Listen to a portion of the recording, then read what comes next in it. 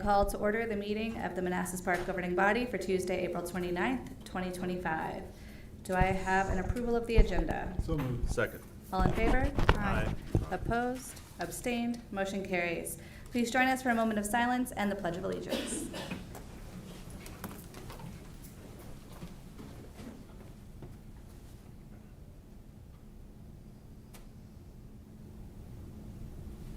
I pledge allegiance To the flag of the United States of America and to the republic for which it stands, one nation, under God, indivisible, with liberty and justice for all.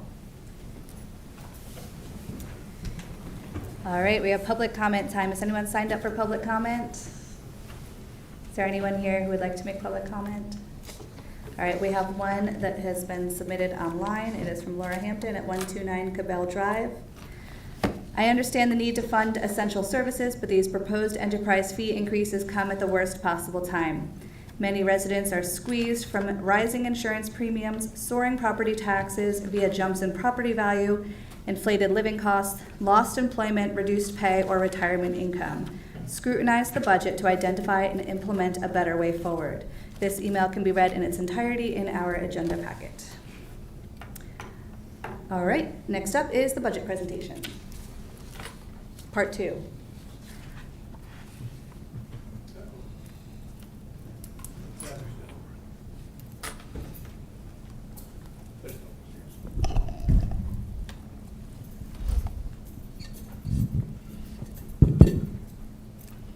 Okay, thank you, Mayor, Vice Mayor, Council. So here we go again. We went back to the drawing board after the last meeting, and I've got some updates for you and some models, some different scenarios, and so let's take a look at it and see what you think. This is just the same slide as last time. I'd like to keep the important pieces in there. And I just want to note, I'm going to go through these rather quickly. I sent most of the questions to you before just because we only have an hour and I know we want to get into the enterprise funds. So just tell me to screech if you need me to slow down. So this is what we're going to cover. We're going to model real estate tax impact with 2-cent reduction. We're going to model the overall impact with 1 cent real estate, 15 stormwater, 5 water and sewer, 2-cent real estate tax with 15 stormwater, 5 water and sewer. And then we'll talk about the enterprise funds. So first thing I want to do is go over the questions that the governing body raised both in the meeting last week and then through email. First one is what is our long-term vehicle plan? I think I answered that in the meeting, that we're going to try to disentangle ourselves from the enterprise program. I will say one of the things we did this week, and when I say we, I mean Mark, we did identify about $150,000 worth of savings in fiscal year 25 by moving to purchase cars rather than lease them. I expect that's going to be more in 2026. We just don't know yet. So, what timeline for phase 4 parking? Again, that's the parking lot that is over by Building B at Park 170, and that was supposed to have been done in February, but the trigger is when the HOSTA wants us to build it if the other developer does not. I was not able to have it. I didn't have any time to go backwards in the 5-year CIP just to compare actuals to forecast. It's a lot of work. What is the nature of the water and sewer fund debt? Like I said, we're obligated to pay our share of upgrades and maintenance, but our friend Calvin put together a little slide here for you. Basically, this is the water and sewer enterprise fund breakdown. What the bottom line is, if you were to do nothing but pay your debt and operate the fund, you're still 1.76% behind. That's if you don't have any crew people, no staff, no vehicles, nothing else in the fund but the debt and the water and the sewer things that we have to pay. You'd still be behind by 1.76.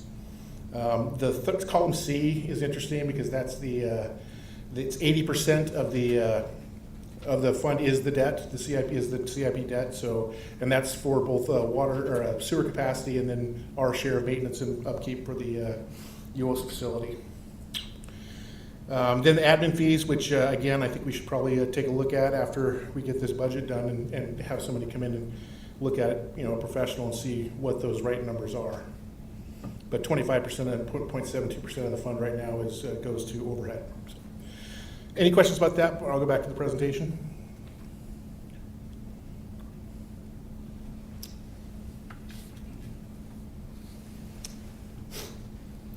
Same thing we talked about, the increase in 28 is for the Route 28 corridor improvements.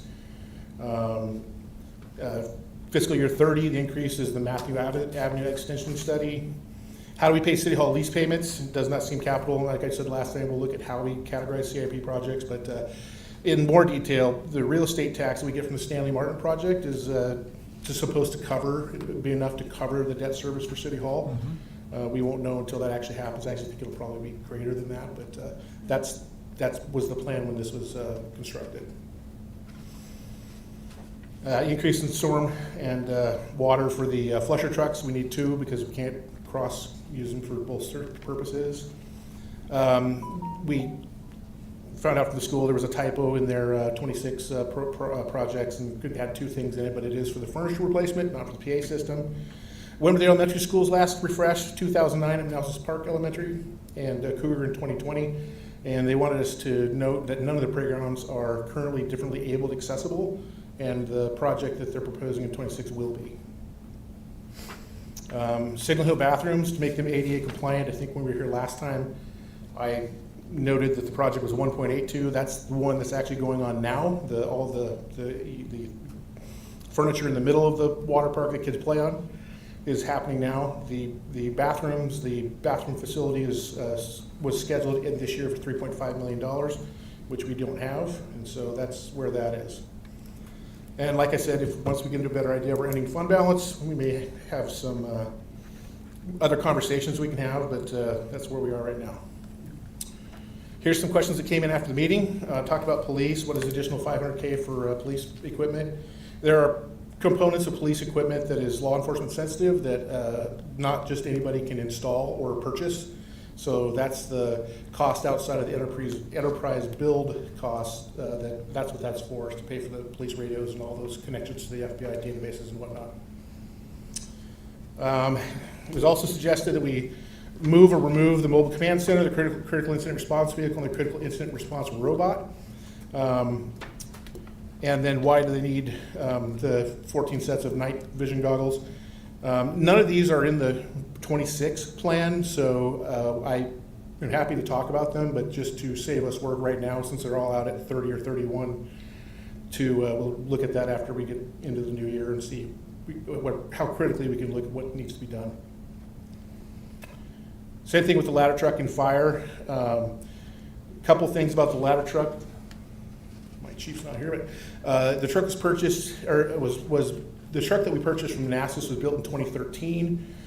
Best practice is to replace them every 10 to 12 years. Ours is 13, and it has to undergo routine ladder acceptance tests. And once it can't pass those anymore, you can't use it anymore. So that's the idea, is they want to keep it alive as long as they can and then replace it. Not having a ladder, I found out, will reduce our public protection classification, which if you are an insurance person knows that's what they use to determine what your home insurance is, your renter's insurance costs will be, and your business insurance. I mean, all insurance that would be affected by having a fire goes up if we don't have a ladder truck. I don't know how much. I didn't have time to do that kind of analysis, but figured that out.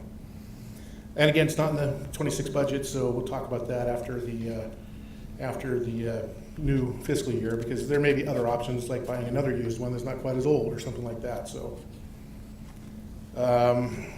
why are some of the replacements for some of the vehicles in water and sewer and stormwater not in the enterprise replacement program? Some of the vehicles we have in our enterprise funds are specialty vehicles, and enterprise just doesn't have them to provide us. And there was a question about paying for them, but if they're used in part or in whole for service to the enterprise fund, they can be paid for out of there in proportion to how much they're used. So nothing wrong with that. Okay, during the budget item last week, have we done an evaluation of the enterprise funds to determine the appropriate administrative overhead fees? Yeah, we'll need to do a fee study. I will say I'm going to make a presentation or slides later comparing us to some of our neighbors, and Manassas is doing it right now, and I don't have their 26 proposed rates because they're actually at the tail end of doing just what we're doing. So it might be instructive if they come up with some industry standards we can just copy, but we'll see.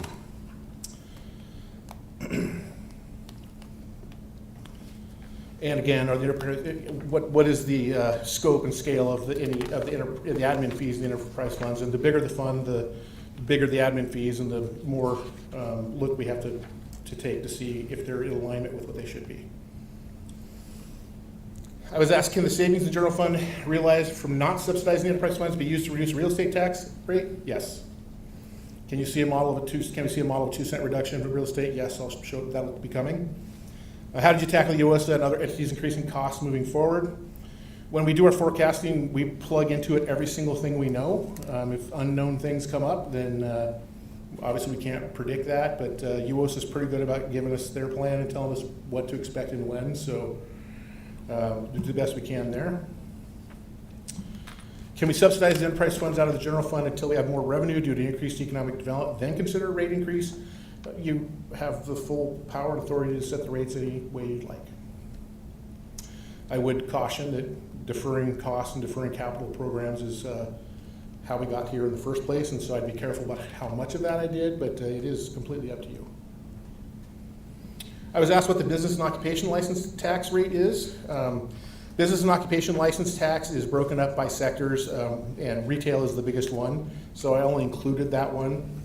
But I will say that occupation license tax of all types that we get only accounts for about 2% of our total revenues. I only mention that because you would have to make orders of magnitude changes to that to have any kind of a noticeable impact on the revenues for the city, which I don't think would be well received. Meals tax, same thing. Ours is at 4% and has been for a while. Fairfax City is proposing to raise theirs, and Herndon is proposing to raise theirs, and one more. Vienna is proposing to raise theirs. Arlington, 1% as well. I didn't make any recommendations on meals tax. And nobody asked for it, but I figured since I was doing it, sales tax, 6% all around. Nobody's making any recommendations, making any changes there either.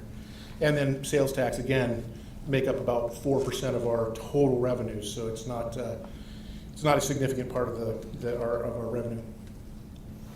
School Stabilization Fund, which I've never heard those three words. The budget I have prepared today does not have any, does not use any of that. That's goes back to where it was with the schools. Why did the overtime line in the fire department go up by $24K? Chief says that they switched to 42-hour shifts, which increased the hourly cost per firefighter, so that means every overtime hour costs more.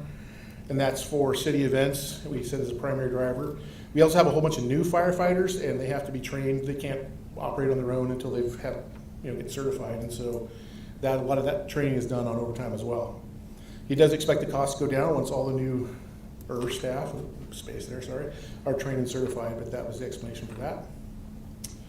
Are there any positions in enterprise funds that should not be in there? No, there's one FTE in the stormwater fund. It's paid 100% by the stormwater funds, the program manager. I was mistaken last week. I didn't think we had added anything into the budget for people, but Calvin did ask for an inspector in that fund as well. And so that is included in the proposal here. But other than that, it pays for partial crew time, the people that maintain the system, but they also maintain the water system, plow the roads, and do everything, so it doesn't pay for much of them. And then again, the admin and overhead costs are obviously in there as well, which we'll look at.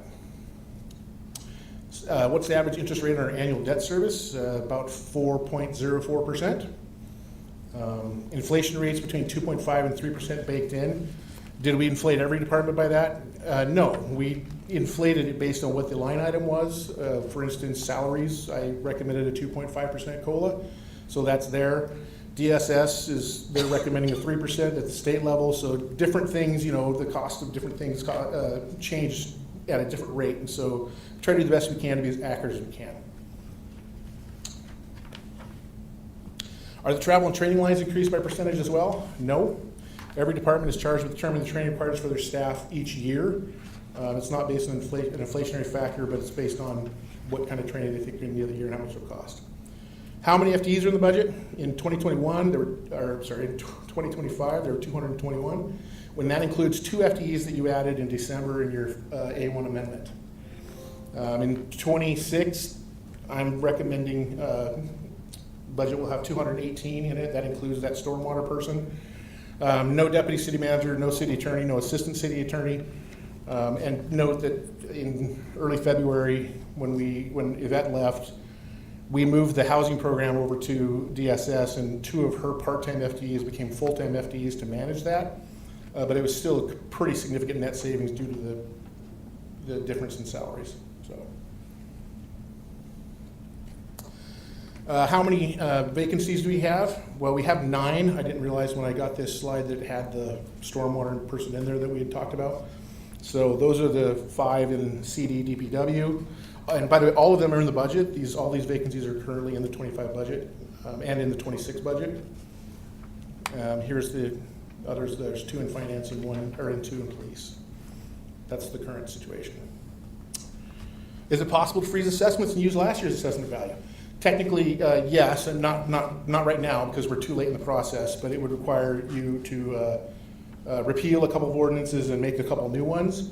The state law enables cities our size to do assessments on intervals of anywhere between 1 and 4 years, and so that's something that can be looked at after the beginning of the next fiscal year.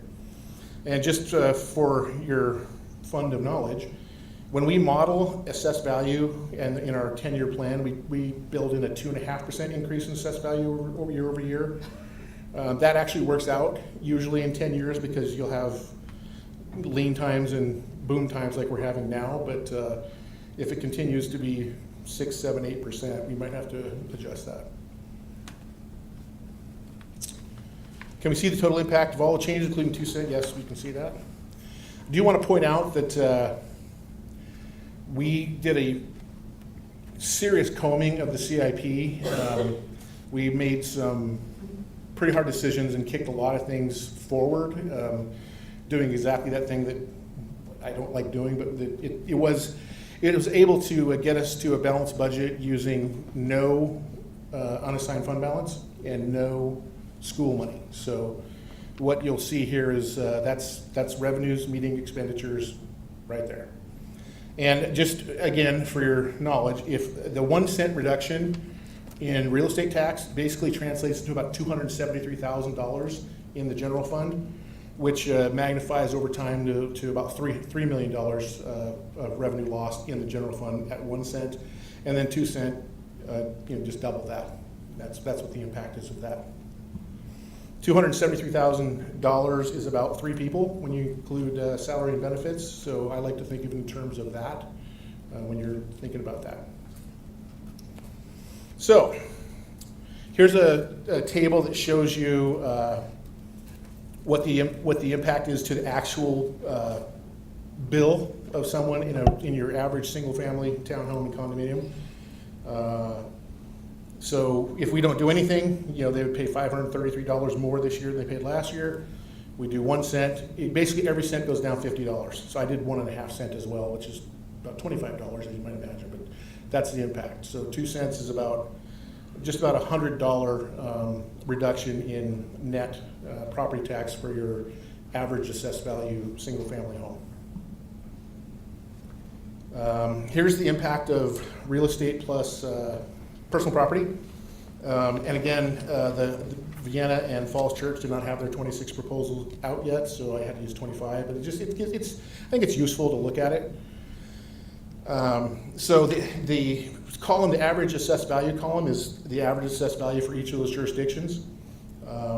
And so I factored in what that would look like if you had to pay taxes on it at their tax rates. And the RE impact, real estate impact in dollars, that middle column is what you'd pay on your average house in Falls Church, $12,735, and then $7,082 in Manassas Park.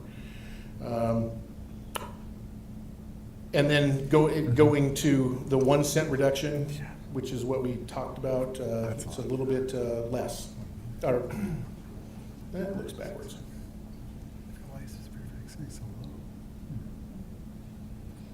Oh, that's just one thing. Just adds up to the end. And then I included personal property. The way I did personal property was I assumed everybody has 2 cars. I think in Manassas Park that we have more than 2 cars, but the average value of a car in Manassas Park is $17,700. So I just built in 2 cars for everybody at $17,700, then calculated their personal property tax based on the rates in each of those jurisdictions. That's how I came up with that PP number, and then the one in which I thought was red on the end is the total of those two taxes. and how they line up in each of those jurisdictions. Here's the same thing with a 2-cent reduction.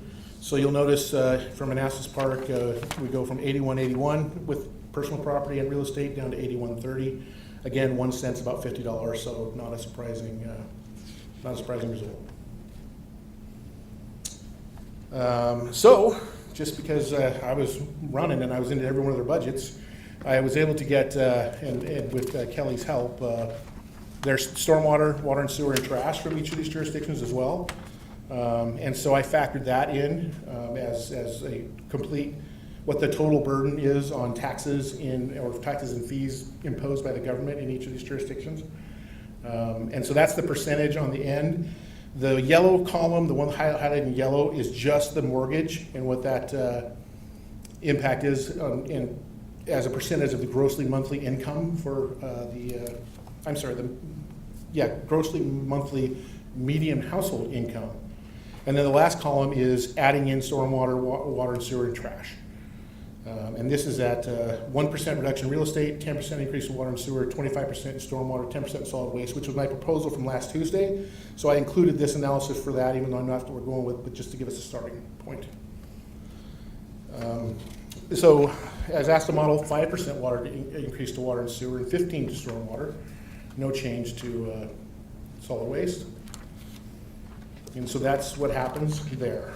It goes down a little bit. I don't know if you remember that lower right corner that is there, 44.38. At 1 cent, it's 44.46.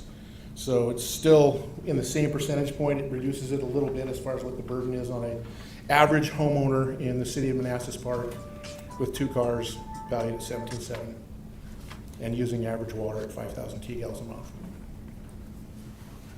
Cash flow, yeah, so you guys got some pretty detailed information on that last week, but just in general, cash flow issues stem largely from the timing of when we get our second tranche of payments for real estate tax.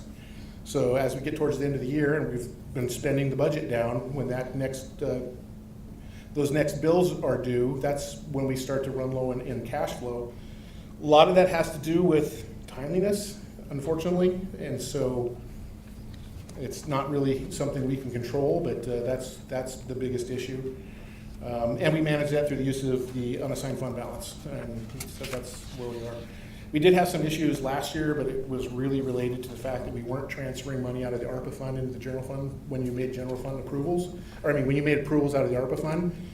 And so it looked like the general fund was going down fast, but that's because we didn't make the proper transfers across to make it whole on whatever you approved. So that's the issue there. Here's the overall picture. I should have included the first presentation, but I didn't. So you're looking at a balanced budget at $82,099,515. Again, that's a significant drop from 25A1 because of the ARPA and some of the transportation projects that aren't in fiscal year 26. And like I said, we combed CIP and then those 3 reductions from the dean, or the attorney, assistant city attorney, and the deputy city manager. And this, again, is a revenues meets expenditures budget without any need for supplementation through unassigned fund balance or anything else. So I'm going to have Calvin come up now and talk about enterprise funds, because we have a little surprise there that I'm not happy about, but that's where we are now. Did you want to ask questions? Yeah, should we stop for questions now? I'll just ask one and then we'll pass it down. Can you tell us what was cut from the CIP, or is that something you need to email us? I should have known. This was literally last minute. I mean, we've been working on this up until I think 4 o'clock today. Sure. Could you email basketball us the floor at the resurfacing the floor at the community center, the basketball floor, a couple of vehicles in public works, a bucket truck in public works. It was already pretty lean, so it wasn't a lot, but we ended up getting a few $100,000 out of that, and I can't remember, but I can list it out and Great. Send it to you after. Thank you. Okay. All right, start with Councilmember Seiberling. Questions? Not so much a question, but maybe a request for the future. On the USO fees that we pay, it's a little bit of a black box for me. And so just kind of wanting to delve into that and kind of compare what we pay against what other surrounding jurisdictions pay, and what our portion is, and how all of that works out. Kind of demystifies that black box for our citizens and for me.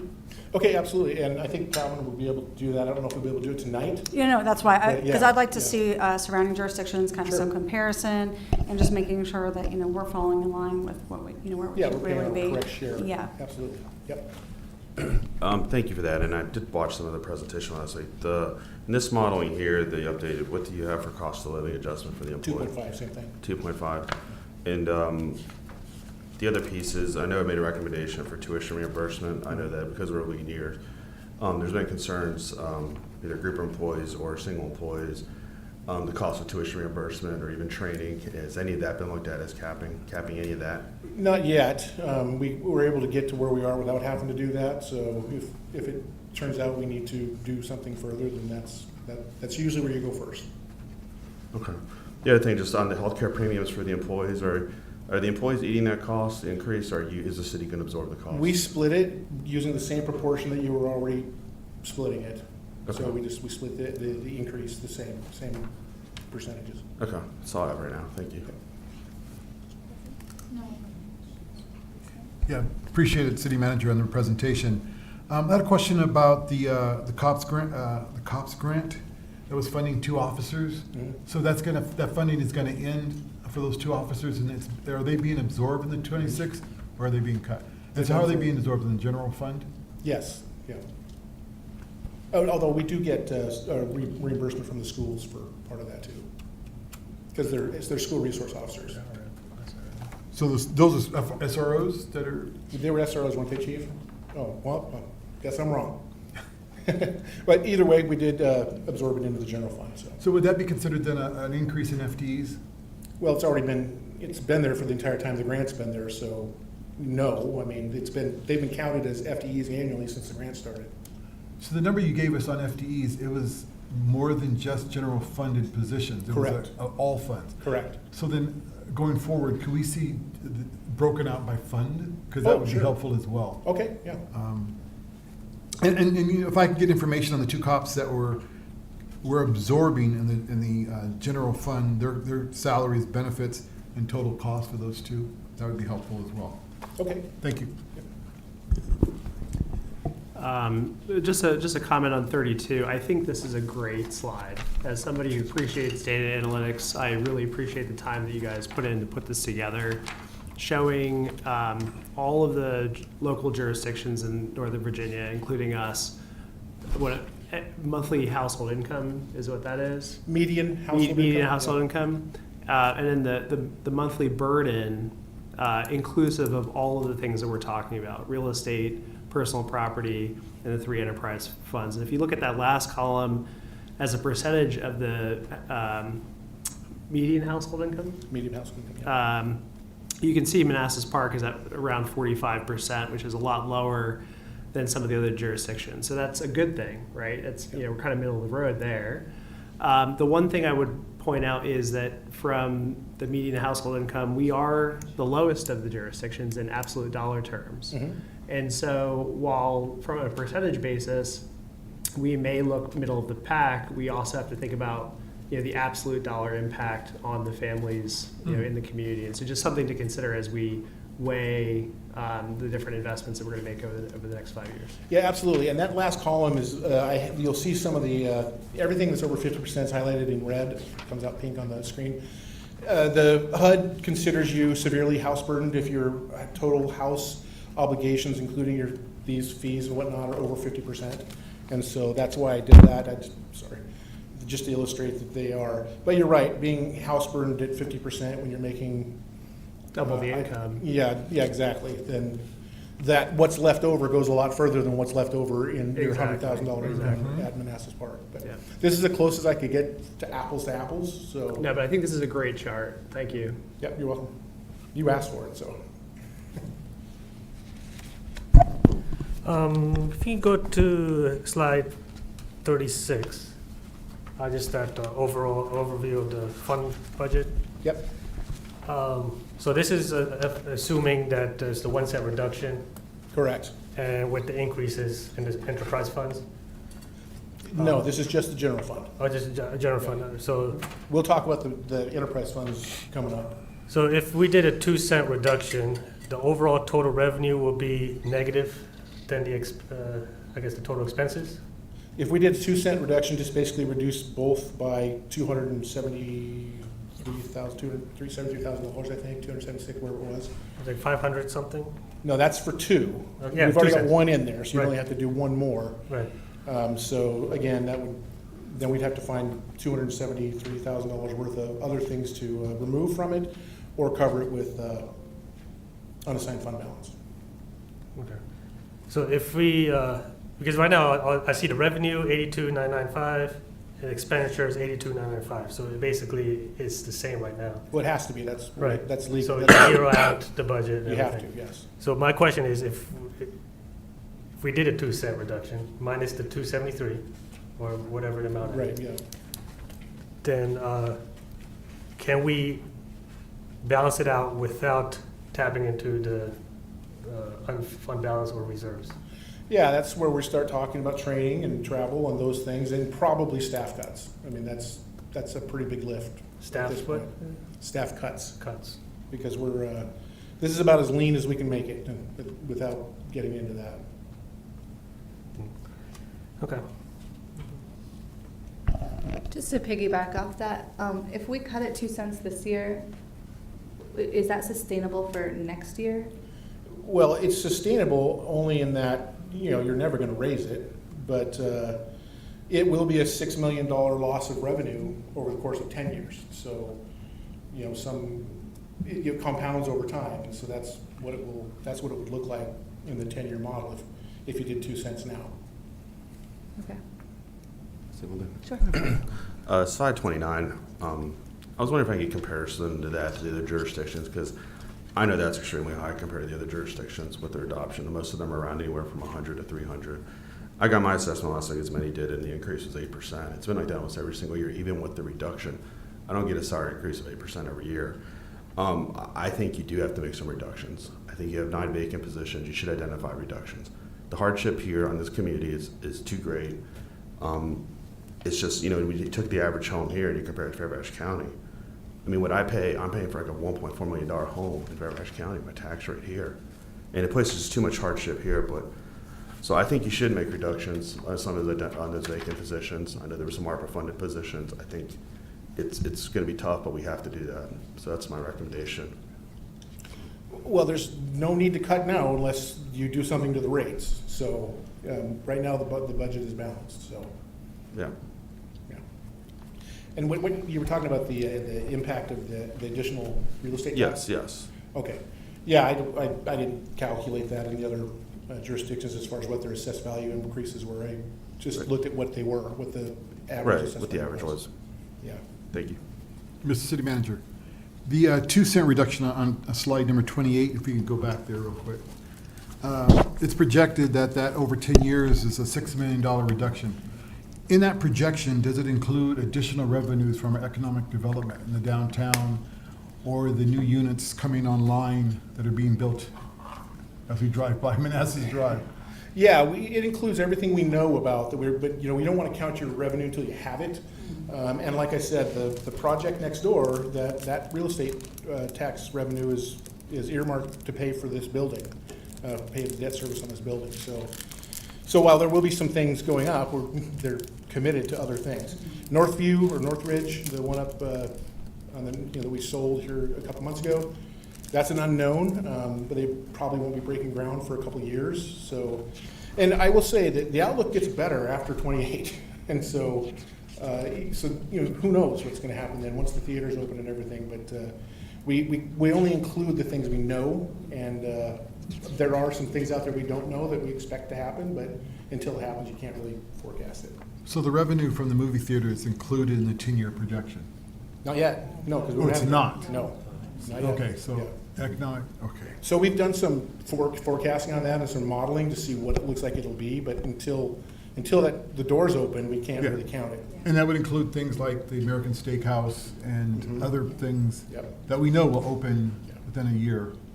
Yeah, the good thing about those two, the two under us and that one and the movie theater is it's all on tax-free land right now. So once the movie theater buys it, it goes off the city, rolls onto theirs, and now suddenly it's taxable real estate. So that's one of the beauties of that happening, because we don't charge ourselves tax money. Right. Yeah. I hope we don't. Yeah. Okay, so that number is somewhat movable based on economic development that will occur over the next 10 years. No, 2 cents over 10 years is $6 million.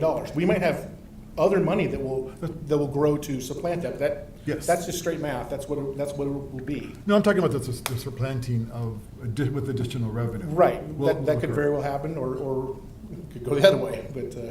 But yeah, you're right. Okay, thank you. Enterprise funds?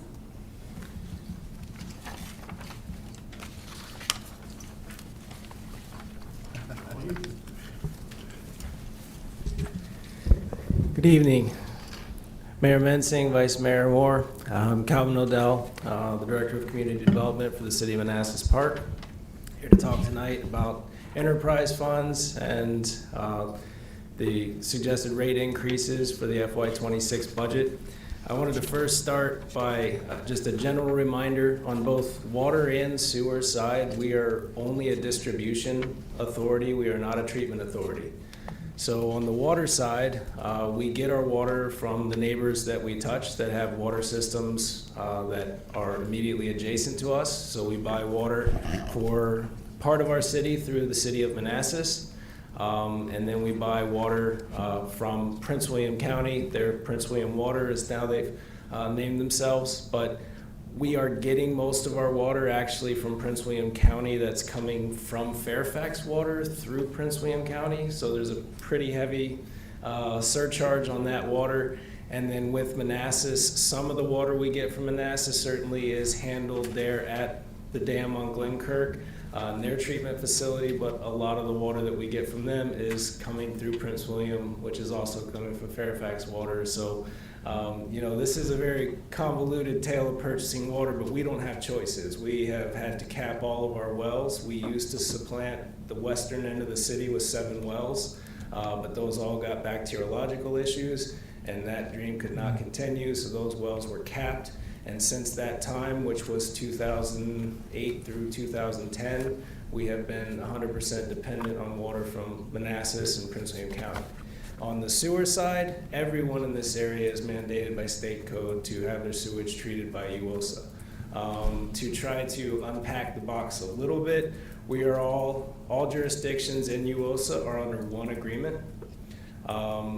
When you think about cost allocation, they're now doing a study to try to determine if cost allocation is to everyone's satisfaction and accurate.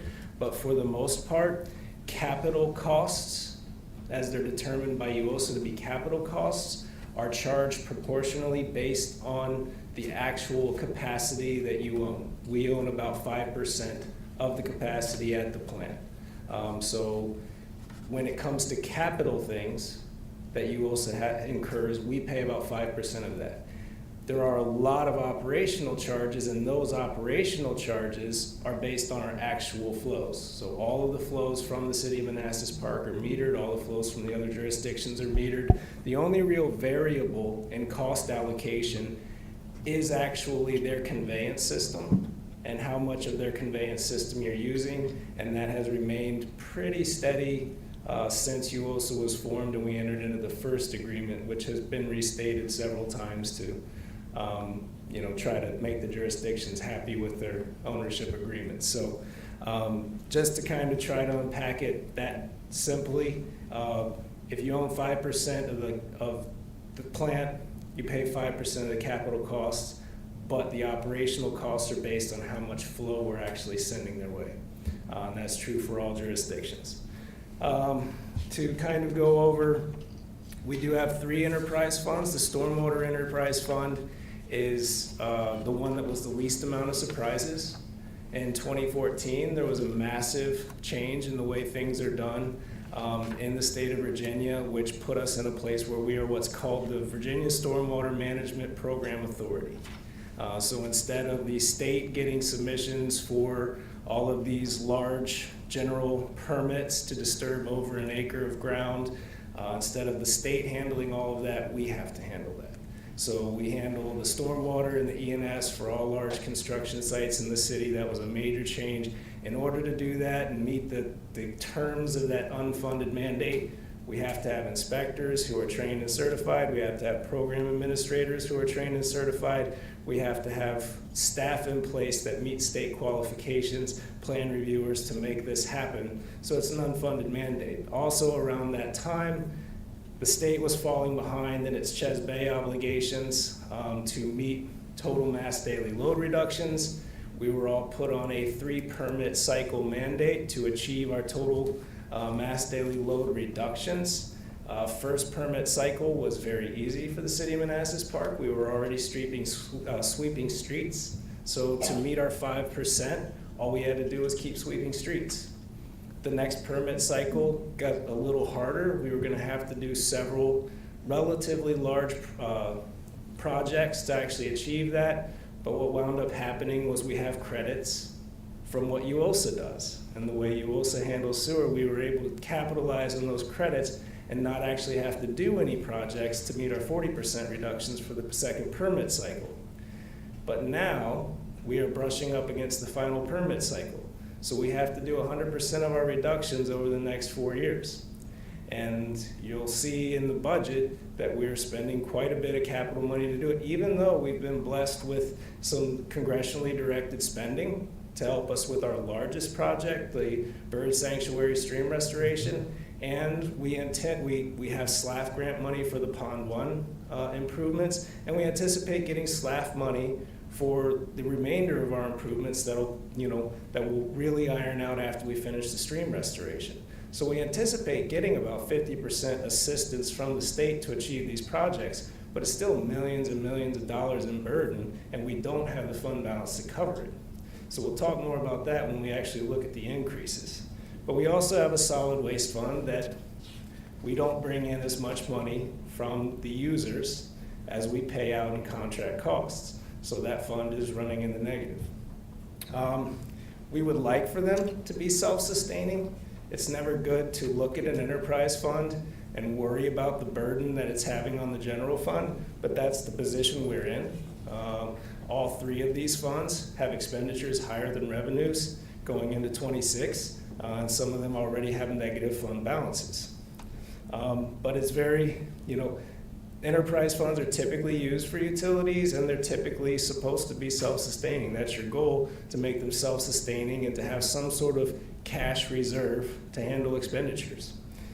If we have an unforeseen incident, say the 20-inch line running through the golf course blows out of the ground, we probably don't have enough cash reserve to handle that and all the other capital we planned in that year. That would be something where, okay, if the general fund has to subsidize because of an unforeseen incident, that's not the end of the world. But planning to subsidize is probably not best practice. So this is a look at the water sewer fund, and this is the do nothing look. So as you can see, we are anticipating starting FY26 in a negative position, being negative $102,000 in the water sewer enterprise fund. Our revenues are only $8.6 million. Our anticipated expenditures are $11.76 million. So by the end of FY26, if we do nothing, we'll be running $3.2 million in the negative in the water sewer enterprise fund. Again, when you think about the fact that, so yes, you're still bringing in $8.6 million throughout the year to help with your cash position, but this is like the kid that just started driving in your family, and he gets a part-time job making $100 a week, but altogether his insurance and gas is $600 a month. Yeah, the job is nice and it helps, but it's still an extra financial burden on the family. Well, in this case, it's an extra financial burden on the general fund because it's hurting our cash position to have to cover this difference and still execute the capital projects. If we were to try to completely remove any general fund subsidy and bring the fund into a good operating position, it would require a 37% increase in FY '26. And that's a little higher than I think what we were shown. We were trying to do some quick math, and I accidentally put the stormwater figures for '26 capital in there. So once we put the actual water sewer capital expenditures in, it changed it from 30% to 37%, or 37% that we would have to increase it by. And that's not looking at anything in the out years. This would actually put us in a, you'll see in some of these slides, we've added a cash reserve balance line. And just to talk about cash reserve balance and enterprise funds, most of everything you're going to read is going to say a good, healthy cash reserve balance is 12 to 16%. You're looking at anywhere from 1 to 90, 30 days to 90 days of expenditure coverage in a cash reserve account. So 12 to 16%, I've seen a lot of different places. With the enterprise funds, more so than like general funds, I've seen them talking about actually percentages of your expenditures rather than looking at your revenues and trying to carry a percentage of your revenues. But that would be a good, healthy goal if we don't have large capital investment years that are going beyond the fund balance. If you have large capital investment years like we're facing in the stormwater enterprise fund for the next few years, clearly a 12 to 16% cash reserve is not going to get us through those large investment hurdles. So in those cases, you would try to build up a larger reserve going into those heavy capital years. This is a look at a 10% increase in the water sewer. Again, it leaves you with a general fund subsidy of $2.25 million. That leaves you as still in a $2.35 million negative position in FY '26, and doing no increases in the out years. You can see we never really, there's 1 year where we kind of pop into a positive fund balance position, but then we're back into a negative fund balance position after that. So we're certainly not achieving any cash reserve goals, and we are subsidizing in 5 of these 6 years. 4 of these 6 years, excuse me. With an increase of 5% in FY '26 in the Water Sewer Enterprise Fund, simply you're going farther negative, $2.78 million negative in your fund balance. You have a general fund subsidy of $2.68 million. And we have 1 year where we actually have, or 2 years where we have no general fund subsidy, but then we go back into a pretty hefty negative position of $1.8 and $1 million in the out years. And that's a 5% increase every year. That's not just 1 year. So this is if we just did 5% every year, we still only have a couple good years in there where we could actually say we're maintaining some sort of positive balance. To the average customer, again, we're saying that the average customer is a single-family customer using about 5,000 gallons a month. Now, clearly with low-flow fixtures, some of the newer stuff coming in, hopefully people are keeping their consumption down to around 3,000, 3,500. But I know that my family of 4 was regularly 5,000 to 6,000 gallons. I saw Ms. Mensing's consumption. She's doing a great job. I don't know how she keeps her kids from using all that water, but. Oh, they just don't shower. Anyways, with a 10% increase, you know, you're looking at a $1.09 increase per T-gal. So that's a $1.09 increase. That's a $1.09 increase on your T-gal and $4.98 added to your base fee.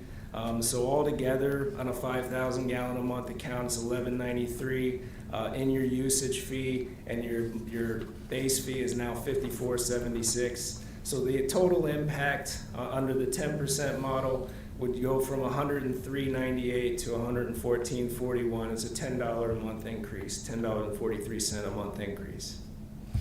The 5%, again, you're looking at about half of the last increase, so $5.19 a month would be the impact to a 5,000 gallon a month residential single family customer. Stormwater fund, this is the one that we knew was coming. For several years, we modeled selling bonds to achieve these TMDL projects. Once upon a time, we thought that the TMDL projects may reach as high as 21 million in capital costs. Clearly, we were never going to achieve that level of fund balance, so we anticipated having to sell bonds. Again, we've been very fortunate. We had some public-private partnership potential coming in that showed us the value of stream restoration, and we kind of knew from 2015 on that stream restoration was going to be a much more efficient way of getting rid of our total suspended solids, but we didn't realize how much it was going to save us to focus purely on stream restoration. We're now looking at about $6 million out of pocket for the city, and that may even go down. We just don't have that in fund balance. Right now, we're starting fund position in FY26 of 2.1 million, and our expenditures are higher than our revenues. So we're not, we will achieve some of the capital expenditures in 26, but we're going to have heavy capital expenditures through 28 and 29, trying to clean up the rest of these TMDL reductions. We have been able to remove selling debt, selling bonds from the equation if we can do this through fee increases. There's always the possibility that we decide that we would rather sell bonds to achieve this short-term capital, because there is problems with trying to raise this level of reserve so quickly. If we had done this over 5 to 10 years, then the impact on the user wouldn't have been so substantial. But now having to charge 25, 30% increases to get the fund balance up does seem a bit onerous on the user. And then you're going to reach a point where you're not going to be spending $2 to $3 million in capital. And at that point, you're just building unnecessary fund balance. And that's not a healthy position to be in. At that point, we'd have to look at decreasing rates, because I couldn't stand up here and tell you we should be running 80 and 90% cash reserve fund balances. That doesn't make any sense for utility. But if we do nothing in FY26, do not increase rates at all, we're pretty good in 26, but by the time we really start spending money on our TMDL projects, we still have a balance in FY27. But we are subsidizing those capital projects to the tune of $381,000. And then in FY28, when we really get rolling on our TMDL reduction projects and we really start spending, we do drive the fund balance negative by 1.5, almost 1.6 million, and we would be subsidizing from the general fund with $2 million to support the capital projects. That again is the do nothing option. If we do a 25% increase, we keep the fund balance very healthy through 28. We still, by only doing the 25% increase in FY26 and not looking at additional increases in the out years, you can see that the fund balance does go negative and stay negative. And the general fund subsidy does pop up in FY28 to almost $2 million, and then we would be subsidizing basically at that point what would be operations and capital maintenance costs. With a 15% increase in FY26, we would again have a very healthy reserve balance in FY26 and a healthy fund position. We would have a healthy fund balance, you could say. It's over the 12 to 16% cash reserve balance, but you're still planning a lot more capital than you're used to in FY28. So you see that even with that healthy balance in 27, by the time you're done spending in 28, you're in a negative position by $1 million, and it cost your general fund almost $2 million in subsidy to make that capital happen. And again, these are mandated capital improvements. We cannot, if we don't do these, we don't know exactly what happens, but this is a DEQ EPA joint effort mandate on the jurisdictions. We would be threatened at a minimum with not having our MS4 permit anymore. And I don't know what that entails. I don't think the DEQ even wants to answer the question if we ask it. It's one of those things where you don't want to try it. So what that increase means, and again, we have a relatively low stormwater fee. We haven't been very aggressive with increasing it. It's It's currently $182 a year. You see it on your real estate bill. So you're paying that in, you know, $90 installments twice a year on your real estate bill. To do the 25% increase, you're talking about adding $45.72 to everybody's real estate bill. And that would bring your total annual cost up to $228.60. To do a 15% increase, you're looking at an annual impact of $27.43, so the total annual cost to a single-family homeowner would be $210.31. The next steps is, you know, we have to set the rates May 6th so that we can get advertised. So we really need some direction here on which way we want to go with these rates. Again, there are options. There's ways we can play with the numbers in the out years, but with stormwater especially, we knew this was coming. If we don't decide to sell bonds to tackle the capital, you're going to have to subsidize pretty heavily, at least through 28 and 29.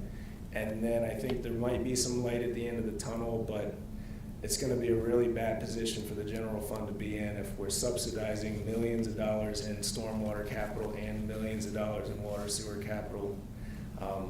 I think that the funds need to work their way to being more self-sustaining, but I can't tell you that we should increase rates by 30%. I understand. It's just more or less this is what the picture looks like. So we're looking for guidance, and I hope I explained some things about how it's working. You did. Thank you very much, Calvin. Questions? Start with Councilmember Javed. Sure. Thank you, Kevin. You said the projects that, the emergency projects that come up, you want them to be self-sustained from the enterprise funds. No, I think the Instead- emergencies, you know, things that we can't reasonably foresee. I'll give you an example, and this is probably a bad example because the developer would have ultimately been responsible for those costs. But when Caden Ridge was being, or the Elms was being constructed, they blew a 24-inch water line out of the ground with blasting operations. Now, yeah, ultimately, the developer's gonna have to pay that back. You know, the county wasn't the one out there with explosives in the ground. But in the short term, that line had to be repaired. And those costs could have quickly achieved $3 million. You know, you've got to shut down an entire part of the water system. You've got to get in there with heavy equipment and replace a very large section of water line.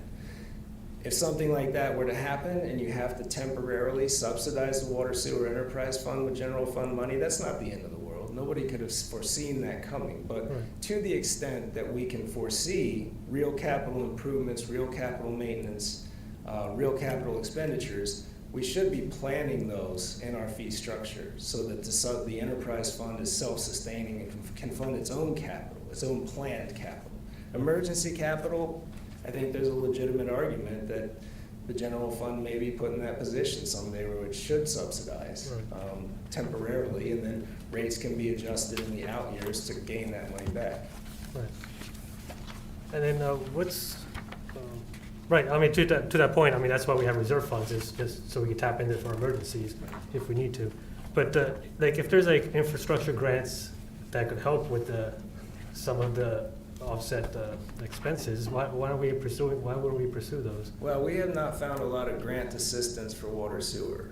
We have been working with Merchant McIntyre for many years. We've applied for everything that they've recommended that we apply for. We have had a lot of luck with stormwater.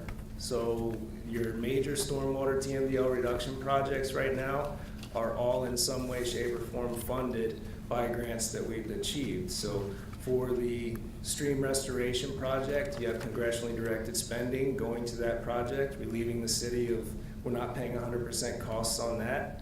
And with the Pond 1 retrofit, you're paying 50% of your costs. The rest is coming from the Virginia SLAF fund. And we are completely anticipating giving shovel-ready projects, you know, grant applications to the state for shovel-ready projects for the rest of our TMDL projects and getting SLAF money for those. So where the money's available, I feel like we're getting it. what there's not a lot of money on the table for is water sewer projects. So and I don't think that's unique to the city, because we are working with a grant specialist and we're getting a lot of money in other areas. We're just not getting money in water and sewer. Water sewer. Okay, I mean, yeah, these grant, the increases, I mean, I see what the department is trying to achieve, but the increases are steep. And now I was even like for the 30% increase. Now you're saying 37%. That's even more of a hit on our residents. But I have no questions. I think after the round of questions, I have a couple comments. Yeah. Sure. Mhm. All right, so thank you for the presentation. I realize that you have a difficult job, presenting the current state of affairs to us. So I thank you for everything. No question. If I'm doing comments only, should I do them now or should I hold? Let's ask Calvin the questions about the enterprise funds, and then we'll talk to Carl about the rate setting and this slide to Carl Okay. afterwards. All right, then I'll hold off. Okay. Thanks, Calvin, for the presentation once again. Just a quick question on the modeling on page, or chart page 48. What was the thinking, or just what is the thought? Maybe it's because we're just adopting the FY26, but the 15% increase and then maybe a 10% increase in 27. In other words, showing if we increased it over several years, what the impact would be, as opposed to the one static year. So we've played around with probably 580 versions of each one of these funds because it's so easy. The way it's built is we literally just plug in the percentages and it increases the rates in the next year. And so we've done the quick math every which way. There's so many options we could present to the body. We want to show 26. We just kind of want to show what it would look like in 26. And then in the out years, with stormwater, I don't feel as though we're going to have that much change in the out years. I think we pretty much know the stormwater picture. The big hope there is that the $2 million that we're holding out for in FY28 to finish those last projects gets reduced. Maybe the stream restoration project removes more suspended solids than we thought, and it's less of a chore to finish up our obligations. There is a little possibility there, but the picture is very clear with stormwater. We've already achieved most of the grant money. We've already priced out the projects. They've been designed, well, with the exception of the bird sanctuary, they've been designed, but they've definitely been estimated by professionals and priced out. Water and sewer, we're just in that sort of time right now where we've got all the phased water system improvements that we're falling behind on, the ones that everybody wants to tighten up the west end of the city and lower our break rates and help us with our water loss. And the one thing that I try to remind everybody is if water's leaking into the ground, it's increasing our sewer I&I too. If our water system's not tight, our sewer system's not tight, and if water's getting into our sewer system, we're paying to treat it.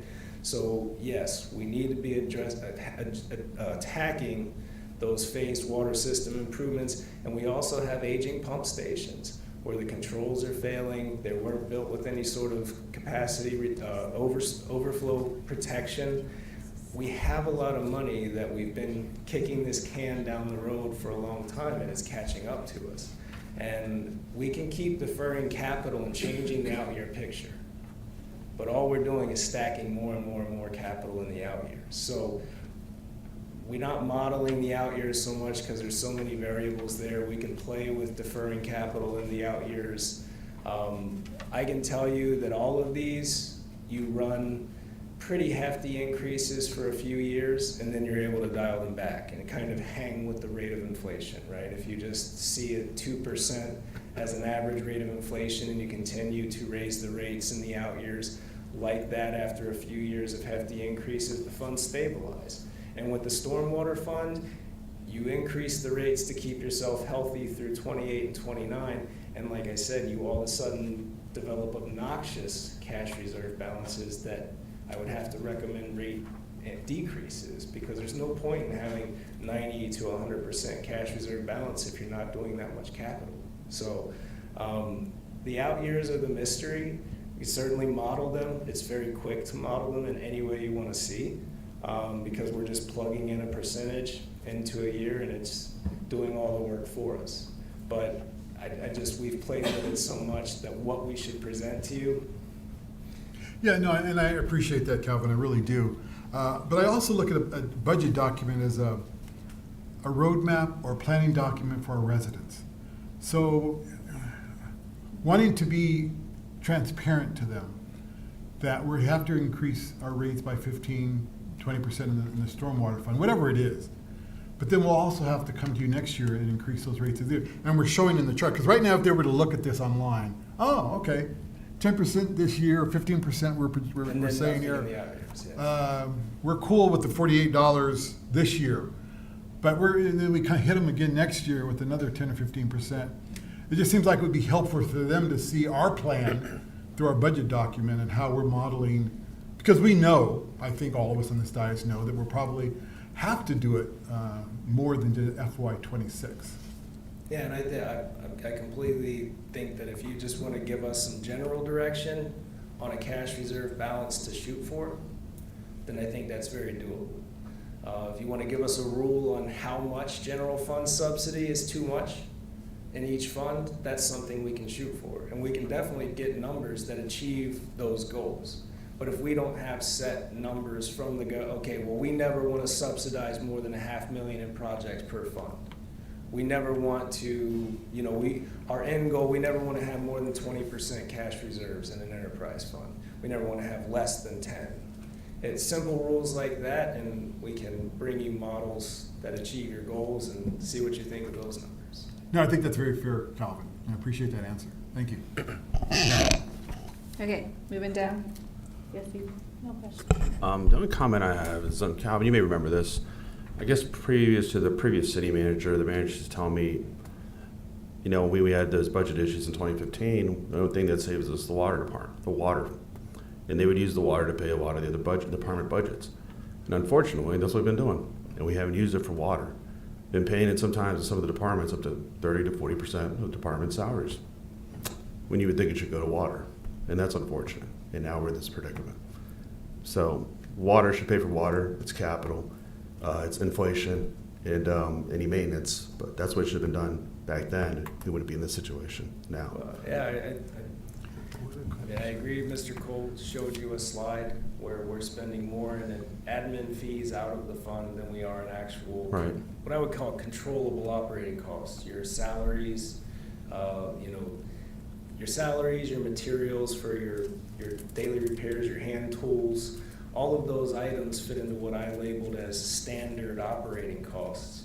And those standard operating costs are lower than the admin fees. So correct. But I remember back then I used to pay a quarter of HR department. A quarter of water and sewers issues, HR's issues, are not water issues.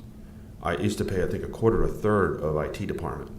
A third of the IT work in this department, in this city, is not done directly on water. So. And I think we want to look at that. It's just as Mr. Cole stated, but you don't want to be arbitrary. Correct. And I believe there's a cost of business, and maybe 5 to 10%. But when the residents think it's an enterprise fund, they think the water, what you're paying for the water is for itself, its staff, its capital, its inflation, its maintenance. And not paying for 30 to 50%. It pays, I think, 20% of council salaries too. I don't think 20%. 20% of our work is just water. There's a lot. The government's big, so.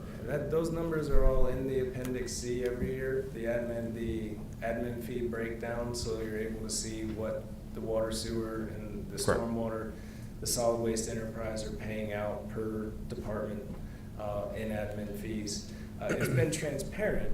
Correct. Is it accurate? Because I know in 2006 or 7 we looked at I know the city looked at possibly moving into the service authority, and the reason it hesitated that's because they wanted a lot of the reserve of the cash fund up front. But when it pays for the departments and you're making money off of it, and the residents don't really know that, and then the rates are high, and you wonder why are you paying what you pay in Fairfax County once a month, and I pay that every 3 months, and you wonder why it's expensive. And the reason it's expensive is because it's subsidizing a lot of the departments, and it shouldn't be done that way. But thank you for the presentation.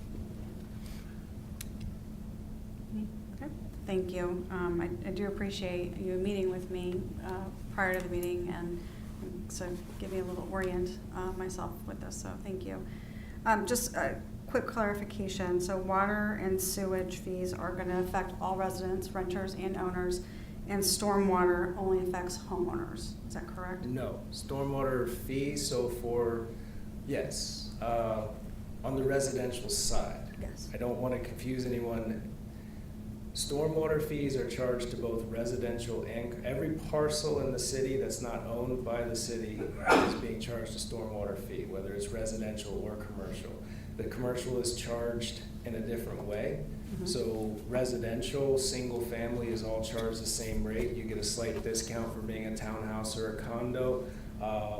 And what happens is with that, you develop, there's approximately 2,500 square feet of impervious area per residential single-family house. So if you're commercial, you're paying an ERU. For every 2,500 square feet of impervious area on your commercial parcel, you're paying the stormwater fee. So it is being billed to every parcel in the city, but it would not affect renters because they're probably only through the increased cost in rent that their landlord is passing on to them because of what they're paying to the city. Okay, so the increase for the stormwater is impacting homeowners directly. And then I wanted to look at slide 44.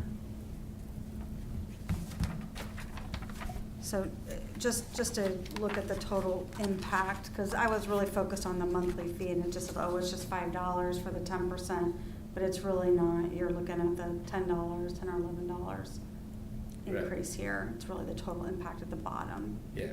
Okay. And are you proposing the 10%? Because that's where or are you proposing, because I know you have the 37%, if you were to take care of it all.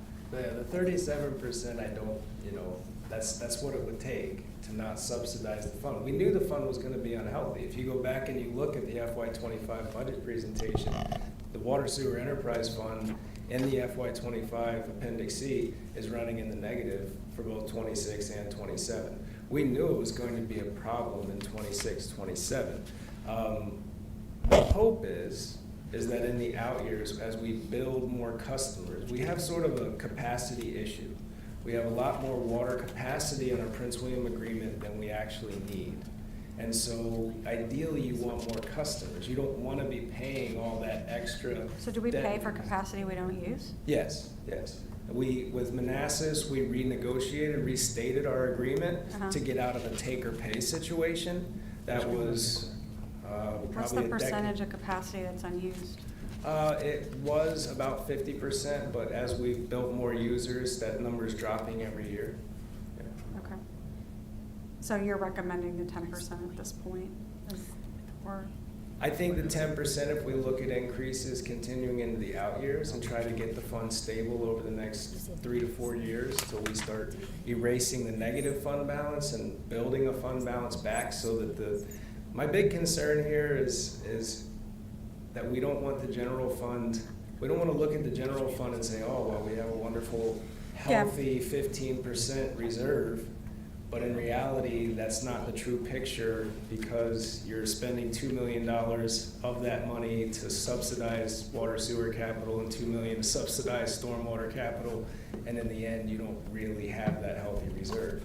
So I just think that the enterprise funds, as long as we can get the picture looking good in the out years, I'm fine with a 10% increase in 26. It's just going to be more aggressive increases in 27 and 28. And, that's, I'd like 37% would get you the opportunity to only have a nasty increase once, but I can't recommend that. I can't say that I think we should do a 37% increase. I think I'd get tired of talking to papers.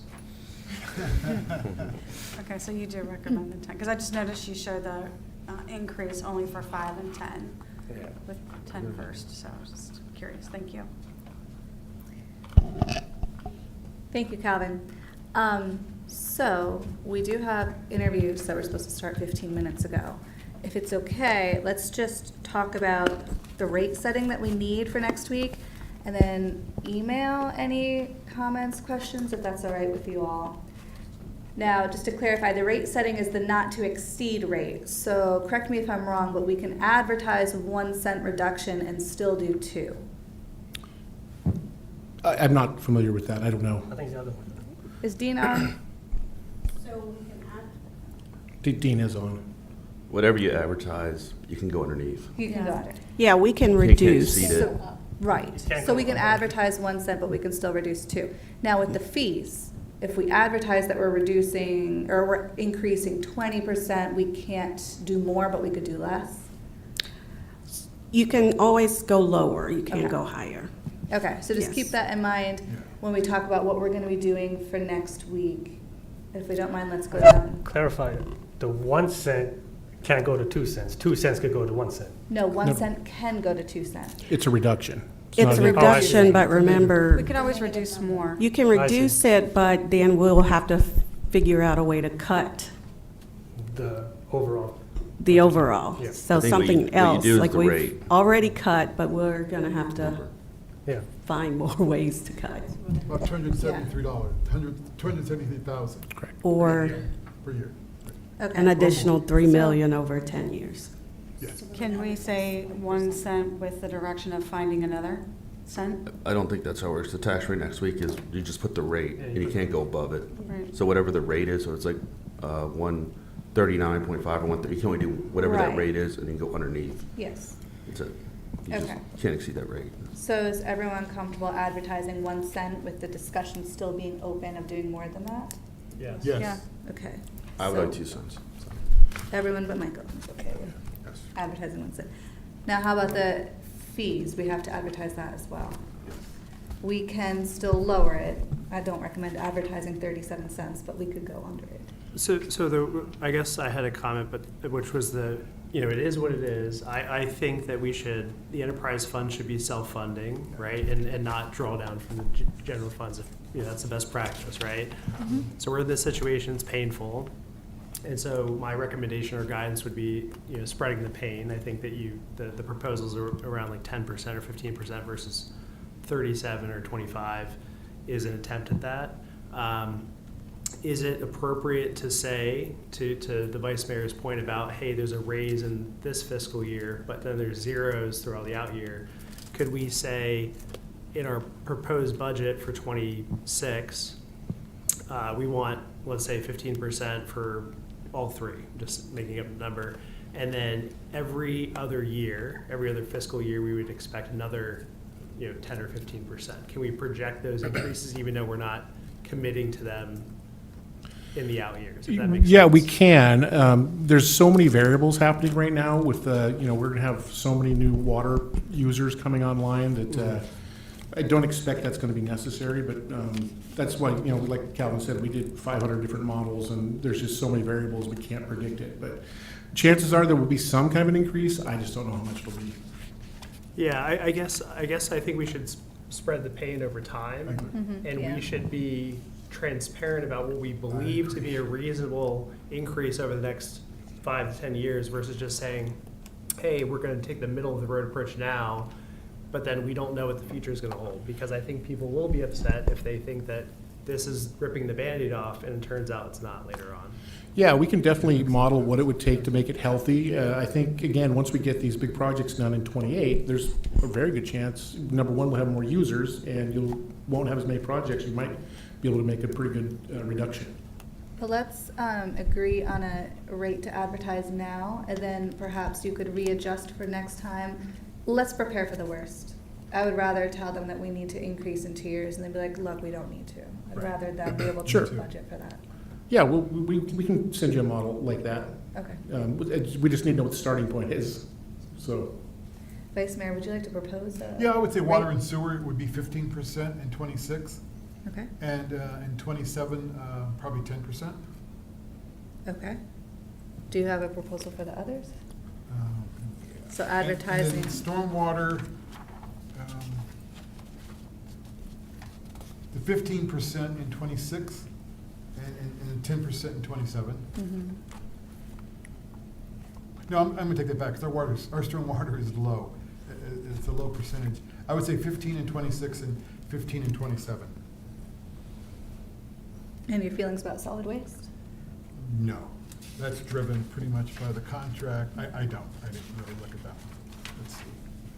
Ms. Mayor, I think you can only do one, like, it's a 1-year outlay.